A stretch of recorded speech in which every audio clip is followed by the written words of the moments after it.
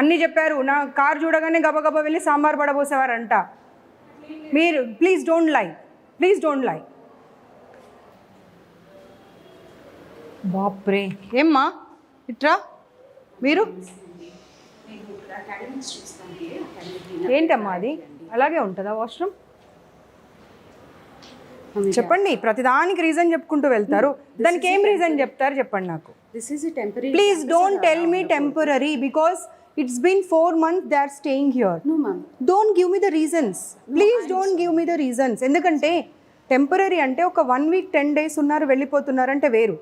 April నుండి ఇక్కడే ఉండి వాళ్ళు ఎగ్జామ్స్ రాశారు. అంత దరిద్రంగా ఉన్నదాన్ని మీరు టెంపరరీ అని చెప్తే ఎలా? no, అలా ఉండకూడదు ma'am. It is not acceptable. నేను ఒకసారి తీయ బాబు తీ. నాట్ యాక్సెప్టబుల్ అని రీజన్ చెప్తా ఉన్నారు. తీయది. అసలు నేను లోపలికి రావద్దన్నాను నిన్ను కానీ తీ.